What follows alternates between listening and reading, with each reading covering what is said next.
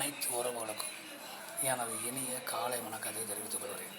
உங்களிடத்தில் ஒரு சிறு ஜோதிட குறிப்பை பகிர்ந்து கொள்ள வருகிறேன். ஆனால் அது மிக முக்கியமானது. இதை இங்கே நல்ல முறையில் கவனித்துக் கொள்ள வேண்டும். ஒருவர் தனது தந்தை கடனிலே கஷ்டப்பட்டு கொண்டிருப்பார். அவரது தந்தையார் தொழில் செய்து கொண்டிருப்பார். அந்த தொழிலில் பெரிய வீழ்ச்சியை சந்தித்து தொழிலை நடத்த முடியாத அளவிற்கு கடன்களை வாங்கி கஷ்டப்பட்டு கொண்டிருப்பார். அப்பொழுது அந்த தந்தையினுடைய கஷ்டத்தில் மகன் தோள் கொடுக்க வேண்டியது என்பது கடமை.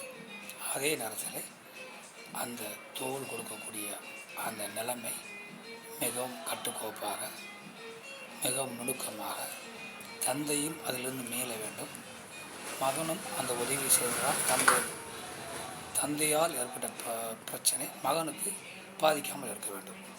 அப்படிப்பட்ட ஒரு சூழ்நிலையை நாம் எப்படி காண்பது என தெரிந்து கொள்வோம்.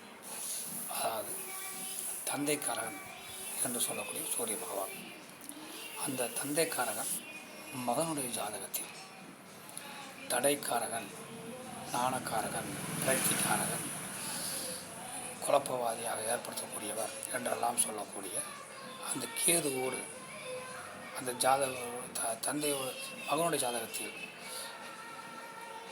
கேதுவோடு அந்த சூரிய பகவான் இருந்தாலும், அல்லது சூரிய பகவானுக்கு அடுத்த வீட்டில் கேது பகவான் இருந்தாலும், குறைந்த டிகிரியில், அதாவது 11 டிகிரிக்குள்ளாக இருந்தாலும், அப்படிப்பட்ட நிலையில் மகன் ஜாதகத்தில் கேது இருந்தால் அந்த ஜாதகர்கள் தன்னுடைய தகப்பனுக்காக தன்னுடைய முதலை கொடுத்து, மேலும் அவரும் போய் அந்த சிக்கலில் ஏற்படுத்தி கொள்ளாமல் தந்தைக்கு உள்ள கடனை அவருடைய ப்ராப்பர்ட்டியை விற்று கடனை அடித்து விட்டு, மிச்சமீறி கடன் இருந்தால் அந்த கடனை தகப்பனுக்கு அடைத்து விட்டு தகப்பனை நல்வழியிலே அவர் பாதுகாத்துக் கொள்ளலாம்.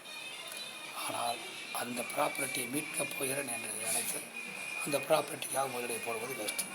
ஏனென்றால் தடைக்காரகன் சூரிய பகவான் இருக்கும்போது அவர் தந்தை எடுக்கக்கூடிய ஒவ்வொரு முயற்சியும் அந்த கேது பகவான் தடை செய்து கொண்டே இருப்பார். அப்படி இருக்கும்போது தந்தை வாழ்வில் முன்னேற்றம் அடைய முடியாது.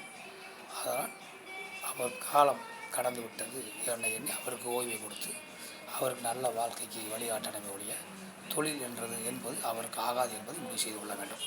மற்றவற்றை அடுத்த காண்போம். நன்றி, வணக்கம்.